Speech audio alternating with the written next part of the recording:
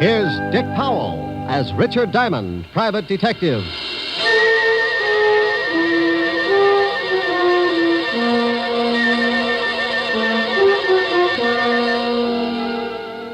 Hello there. I'm Diamond. I wonder if you've got any idea how much trouble a private detective can get into sometimes. Well, if you happen to have an office at Broadway and 53rd Street and the sign painted on your door reads Diamond Detective Agency, you're a setup for more trouble than a guy who goes bear hunting with a switch. I know, because I've got that office and the sign painted on the door.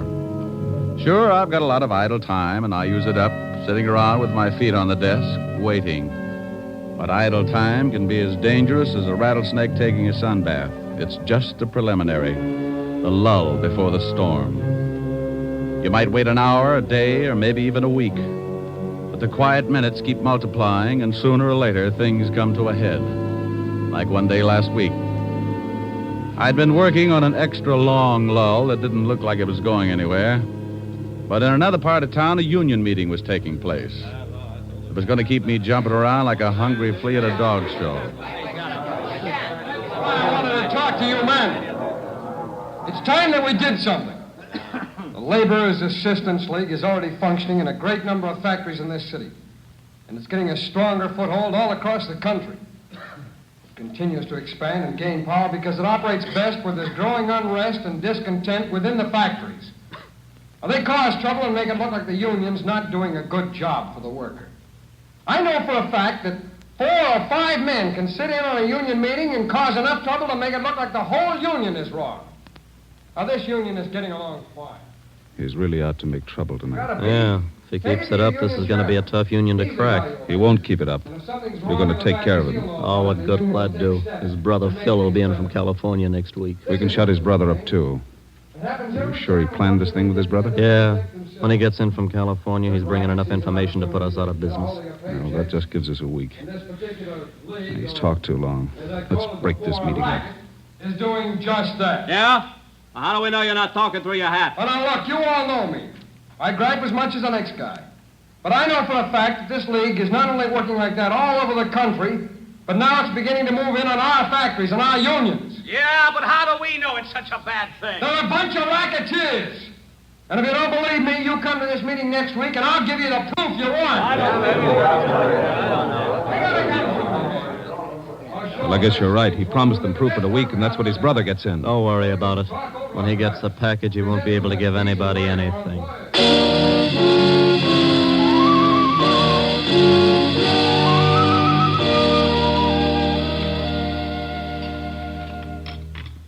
Tom, bring in the rest of the dinner dishes, will you? Oh, sure, honey.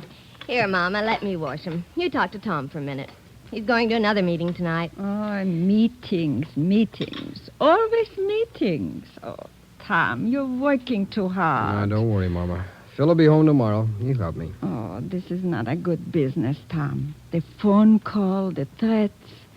Come on, Tom. Tell Mama. No, I can't, Mama. It'll all be over soon. Now, come on. We'll help Marge. I told you to go sit down and relax. You sound like I was getting to be an old lady.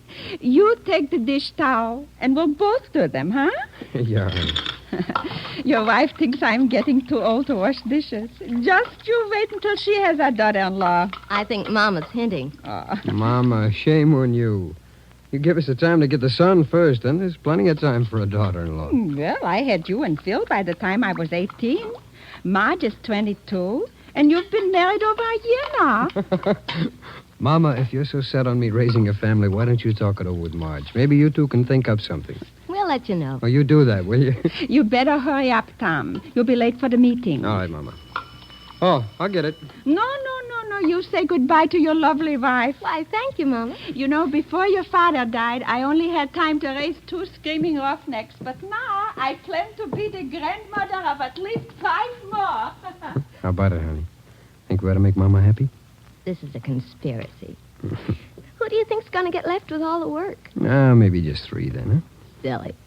I love big families. Oh, I thought so.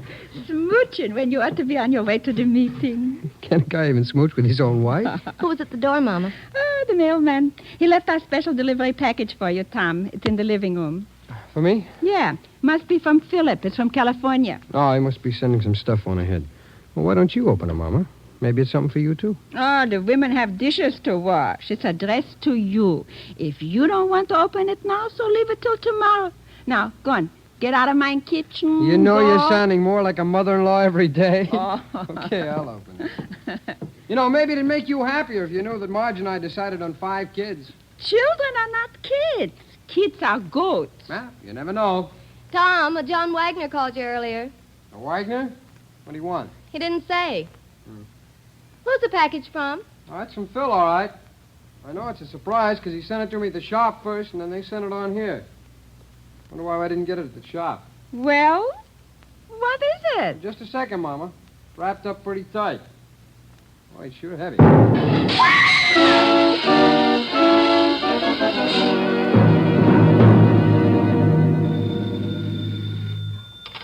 Diamond Detective Agency, murder solved cheap. We eliminate the middleman. Oh, by George, that was a good one. Is this Lieutenant Levinson, the homicide kingpin? Yeah. Rick, get down here, will you? What's up, lover? Something pretty nasty. Well, tell Otis to stop leaving his bubble gum under the seats. No kidding, Rick. This is something that you want to know about. Well, stop sounding like an auctioneer at a mortuary and tell me what it is. You know the Waxmans? Mama Waxman? Yeah. Sure, I had dinner over there last week. Took Helen. What's happened, Walt?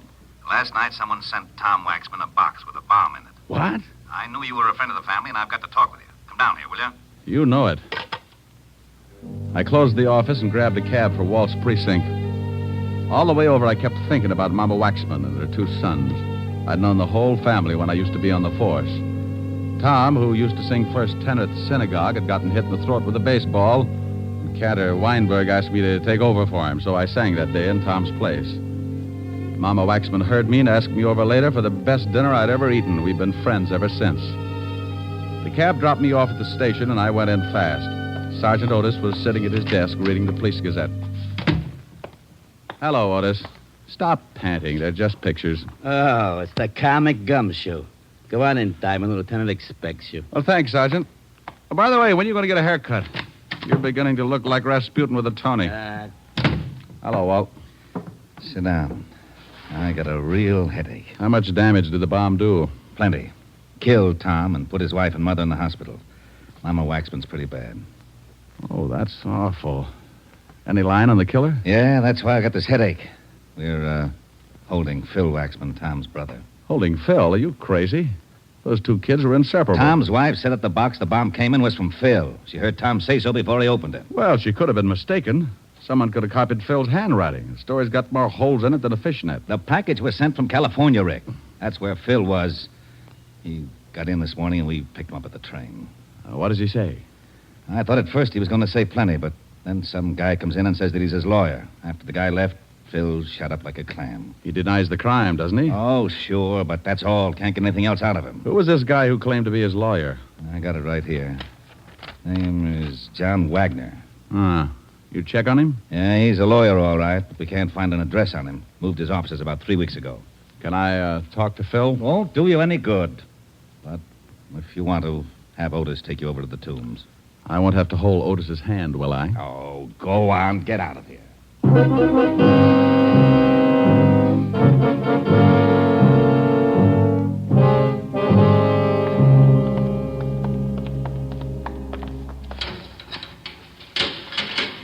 There's somebody to see you, Waxman. All right, Diamond. You got 5 minutes. How are you going to keep track, Otis? On my fingers. Well, that'll only get you up to 13. I'll scream if I need you. How are you, Phil? You're in on a tough rap. Yeah. You want to tell me about it? I've told the police everything I'm going to. Who was the lawyer who came in to see you? Just a lawyer. John Wagner? Just a lawyer. Look, what were you doing in California? Now, Phil, I know you didn't send that bomb. Why don't you open up and get yourself free? I've said all I'm going to say. Now, get out of here, Diamond. Oh, it's like that, huh? Yeah, it's like that. Oh, come on. Go Phil. on, get out. Okay. But don't forget your mother. You don't want to let her down. I'm going over to the hospital and see her now. Hey, Otis, let me out of here.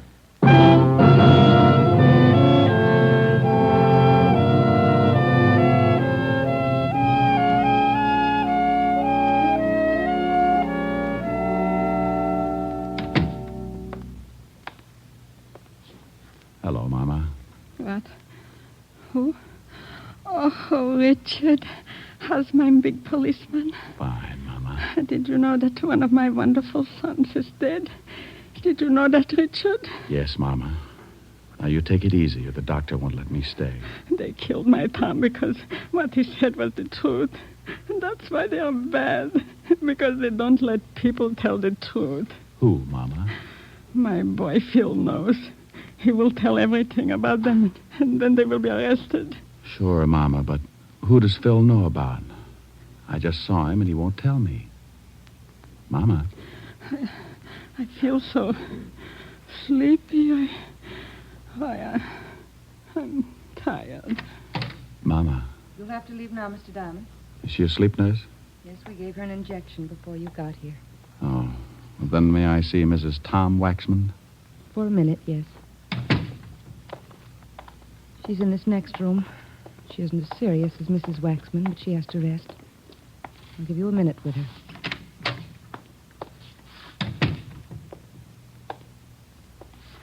Marge? Yes. Who is it? Rick. Oh, now, come on. You got to help me out. I'm the guy that's supposed to make people laugh. I'm the cornball with the bad line of chatter, remember? Can't help it. Sorry, they gave me something to make me sleep, and things don't make too much sense. Look, dear, I want to help Mama, and I want to help you, too. But the nurse will only let me stay a minute. The police are holding Phil. I just came from seeing him. Did he tell you anything? Nothing. I made a mistake and told the police that the bomb had arrived in a package from Phil. I didn't think... They can't believe Phil would ever do a thing like that. He was helping Tom. Mama said Phil knows who did it. He doesn't know. He just knows who's behind it. I'm pretty sure I know, too. Who, Marge? Tom's been making speeches against an organization that call themselves the Laborers' Assistance League. I've heard of them. King-size bunco game. Yeah. Phil's been in California. He joined the league and found out a lot of things about it. He used to write Tom once a week. Your time's up, Mr. Diamond. You'll have to leave. Just a second. Marge, did Tom tell anybody what his brother was doing? I don't know. There was a man named John Wagner that called Tom all the time. John Wagner? He's a lawyer. Please, Mr. Diamond. Did he tell any of the men who work in the shop with him? Yes, I think so. Mr. Diamond, I'll have to call the doctor. Please, nurse. This may mean another man's life. Marge, who did he tell? Well, I can only remember one person, Ralph Pryor. Pryor. Mama used to fix Tom and Ralph dinner after work sometimes, but he was Tom's closest friend. Okay, Marge. Now, you take it easy, and I'll see what I can do. Please, Rick, find the men who did this. Yes. Well, I'll try. All right, nurse. I shouldn't have let you stay this long. What would I have to do to get you to take care of me? Have an accident. Well, I'll see what I can come up with. Bye.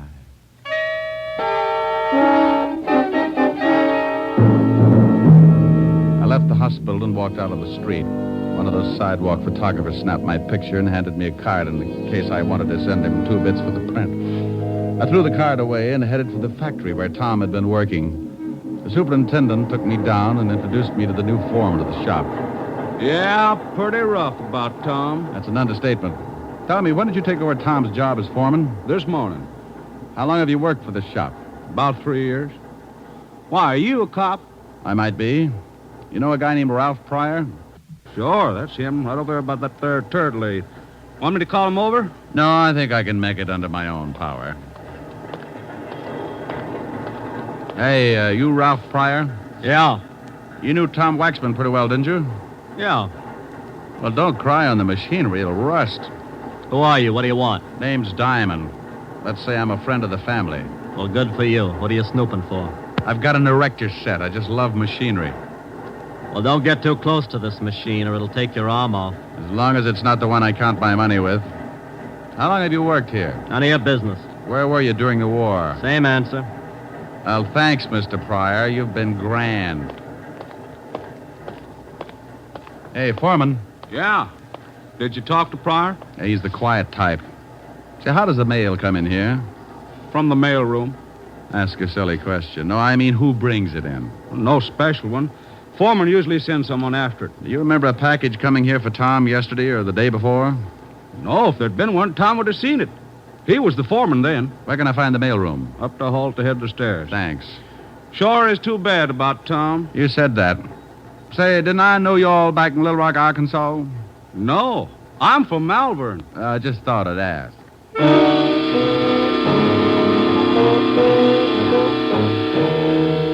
I went up and talked to the mailroom clerk, and he was a little more help. There had been a package for Tom. He told me that he'd sent it down along with some other mail, but he couldn't remember who'd picked it up. I was beginning to get warm, and I knew it. So I slipped into a phone booth and put in a fast call to Lieutenant Levinson. Homicide, Sergeant Otis. Otis, let me talk with the lieutenant. Oh, it's you, Diamond. Why don't you stop playing like a detective? Why don't you buy the lieutenant a necktie for his birthday, a fuzzy green one? You think he'd like that? Sure, and if the clerk hasn't ever seen a fuzzy green one before, just show him your tongue. Now put the lieutenant on. Lieutenant Levinson. What? Did you find out anything about that bomb? Oh, yeah, Rick. It was dynamite, highest grade. But I don't see how it could come all the way from California through the mails without the caps blowing the whole thing up. Neither do I. Do me a favor, will you? Pick up a Ralph Pryor. He works at the same shop that Tom Waxman did. What can I hold him on? Just pick him up for questioning. Since when do you need an excuse? Now, you wait a minute. If you know something about this I've case, just got a hunch. Pick the guy up, and I'll be down in a little while and tell you all about it.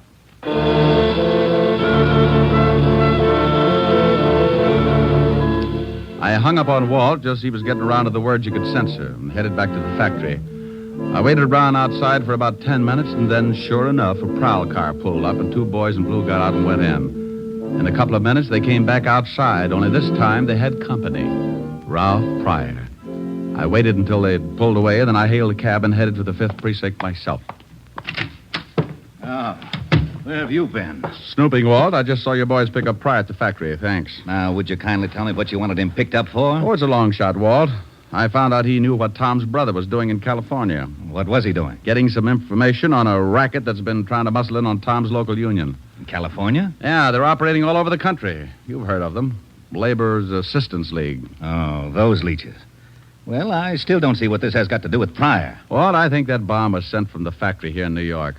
I found out a little while ago that in order to get hold of that package, the killer would have to be working in Tom's shop. You think Pryor did it? I'll tell you better when I see if anyone comes down to get him out. Well? Well, what? Well, what are we going to do? Sit here and look at each other? Well, that's a pretty ghastly thought. How about a fast game of canasta? Oh, you know it's a lousy two-handed game. Well, I'm just trying to help. We could play jacks, but twosies throw me. Yeah, what is it, Otis? The lawyer, John Wagner's out here. He says he wants to see the guy we just picked up. Fast word? Ralph Pryor? Yeah. He says he represents some kind of laborers' assistance league or something. Said that Pryor's a member. All right. Let him see him. Okay, Lieutenant. John Wagner, that lawyer who came in to see Phil Waxman this morning, is back again, Rick. It's time to see Pryor. Yeah? Well, what are you looking so smug about? Looks like the hunch is going to pay off. You mean this lawyer is tied in with the killing? Well, I'm not sure, but I think so. Tom Waxman was making speeches against the Assistance League. Now, a lawyer from the league shows up to help the only guy who knew what Tom was up to and worked in the same shop with him. Now, I suppose you want me to hold the lawyer. No, Walt, why? How do I know? That's what I asked you. What, am I supposed to know everything? Lock him up if you want to. What for? He's not guilty. How do you know he's not guilty? Because you had me pick up Ralph Pryor. Well, let him go, too. Let him go where? With his lawyer. I thought you wanted me to lock up the lawyer. Walt, that was your idea. What was? Locking up the lawyer. I don't want to lock up the lawyer. Well, let him go. He's not in. Pryor is. Well, let him go. Who? Phil Waxman. How did he get in here? I don't know. You put him in. Of course I put him in. Now, why should I let him out? I don't know. I ask you. Ask me what? Why you put him in. Now, wait a minute. Otis, Yeah, Lieutenant? empty the jails and throw this idiot out of my office.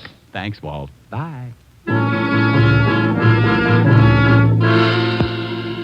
I went out in the squad room and spotted the lawyer just as Otis started back into Walt's office with a glass of bicarbonate. He was a little guy, dressed neatly in a Homburg, blue suit, and spats. I made sure that he was my man, and I went out in front of the precinct to wait. I hung around for about half an hour until he finally came out, and then I started the tale. He grabbed a cab, and so did I. We went across town, and I watched him as he got out and went into a big building on 38th Street. I went in after him. We rode the same elevator to the 8th floor. We both got out. I made like I was looking for a room number, and he went in the door with a sign on it reading Continental Shipping, offices in New York, California, and London. I got close to the door and could hear a phone being dialed. I'd have given my eye teeth, complete with the fillings, to have heard what the conversation was about. Yes, I just went down to see him. He'll be released in an hour. I've got him passage on the tramp steamer. When they release him, he'll meet me at a place I picked, and I'll give him the ticket. I'll tell him the police are up to something, and he'll have to get out of the country. Now, don't worry about that. He'll never get there. The captain of the ship is being paid to see that he doesn't. All right. Yes, everything is going as well as can be expected. Oh, one more thing. A friend of Waxman's, a private detective, is following me. One of our men took his picture coming out of the hospital after seeing Waxman's mother. Yes, well, don't worry about it. I can take care of him when the time comes. All right, goodbye. I waited until he came out of the building and the hunt was on again. I grabbed another cab, and it took my last $3 chasing him to a little waterfront dive on Canal Street. I followed him in and watched him sit down in a booth at the back of the room. I made like an unhealthy patron and took a table near the door where I could watch.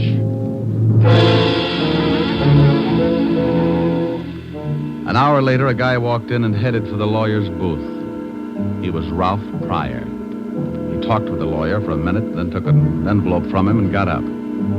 He went out, and I went after him. If I was right, he was my killer, and the lawyer could wait. Ralph. Huh? I want to talk to you. I thought I told you to stop snooping. Bad right ear. Let's step in this alley. Oh, what? Get in the alley. Hey, what do you think you're shoving around? You're just full of questions. You know, mister, you're not so big that you can't end up with a busted head. Now, let me go. I guess you better understand something. Oh. Get the point? Well, you dirty... Still want to play, huh? Oh. Oh. Maybe you haven't guessed it, but I'm mad. I'm going to kick you from one end of this alley to the other until you tell me who sent that bomb to Tom Waxman. I don't know what you're talking about. Okay, the state might slap my wrist, but I don't like losing good friends. Oh, my nose. You should see Mama Waxman. She looks a lot worse, but she's got a lot more troubles. She lost a son. Oh. Wait a minute. I can't take any more. Sure you can. Sure. Just think about something else.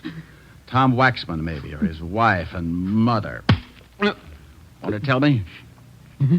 Okay. No. Please. Wait a minute. All right, I did it. Leave me alone, will you? You picked up a dummy box sent from California to the factory and you planted a bomb in it. Yeah. Why? Because Brother Phil had evidence enough to smear the League? You know a lot, don't you? Sure, Tom was going to present the evidence in front of his union. And the League sent an empty box from California addressed with Phil's forged handwriting. And I went up to the mailroom and picked up the box and put the bomb in it and sent it to Tom's house. You do it for the League? Yeah, I did it for them. Who's the boss of the League? Well, I... Come on. All right. It's... Oh. Now you'll never know. Wow. Mr. John Wagner, complete with Derringer. I hope you noticed the error of his ways, Mr. Diamond. He talked too much. You got a funny way of keeping clients out of trouble. I'm glad you noticed. I'm going to do the same for you. Won't you need a retainer? No, this one's on the house, so to speak. I think you're going to get one anyway. That cop at the end of the alley with a riot gun doesn't look like he's hunting gophers. That is a very stale attempt at throwing me off guard. Anyone that would be stupid enough to try a worn-out stunt like that deserves to die. You'll make it easy for me. Okay, suit yourself. Fire when ready, Gridley. What do you think? Thanks, Walt. You arrived in the nick. Nick Pick, a big gazunt. Why can't you get mixed up with a wife beating or something? The taxpayers are getting tired of seeing their streets cluttered up with a lot of bodies. Now, don't you yell at me. How did you find me? I knew something was up, so when Ralph Pryor was released, I tailed him. I saw you tailing Pryor. I saw the lawyer tailing you, so I tailed the lawyer. Well, if you'd had an 8-piece band, you'd have had a parade. Oh, nuts. Oh, what's the matter, Walt? You'd have had to shoot him. He was going to kill me. Oh, I'm not worried about that. Well, what is it? I forgot to bring my bicarbonate along. Oh.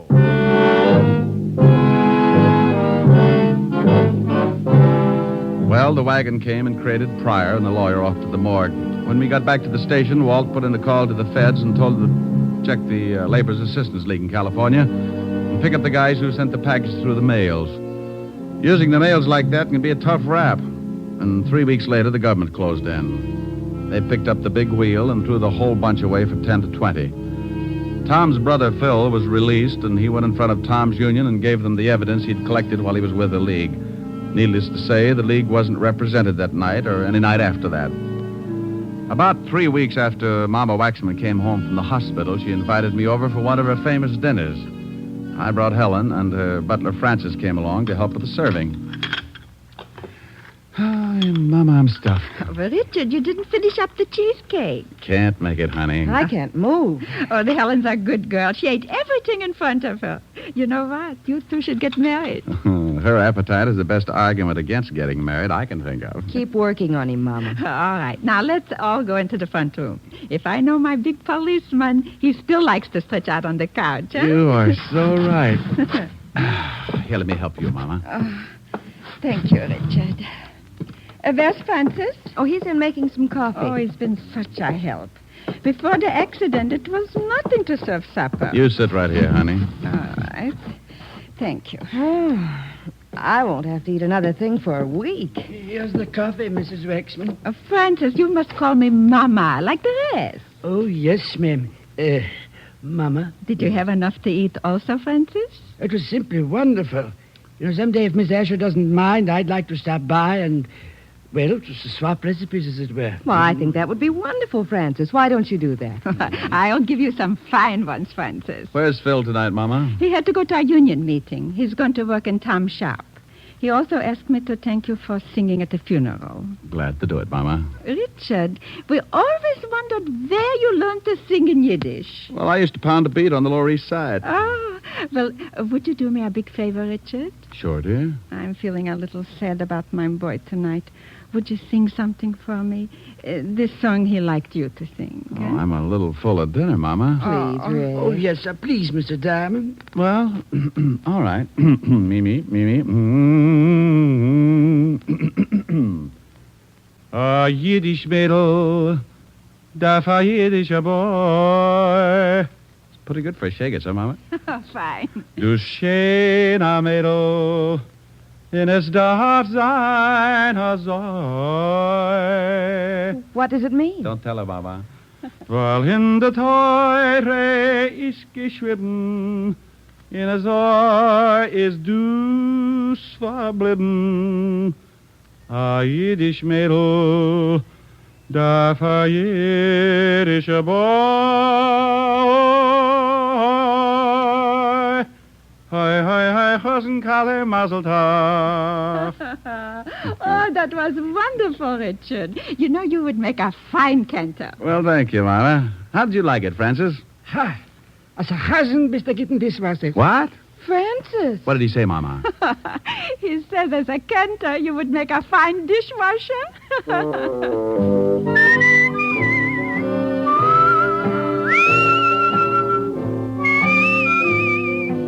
You have just heard Richard Diamond, Private Detective, starring Dick Powell. Hey, Eddie, you mind if I butt in for a minute? Not at all, Dick. Thanks. I just wanted to tell the people that next week our show is going to be on at a different time and a different day. The day will be Saturdays instead of Sundays.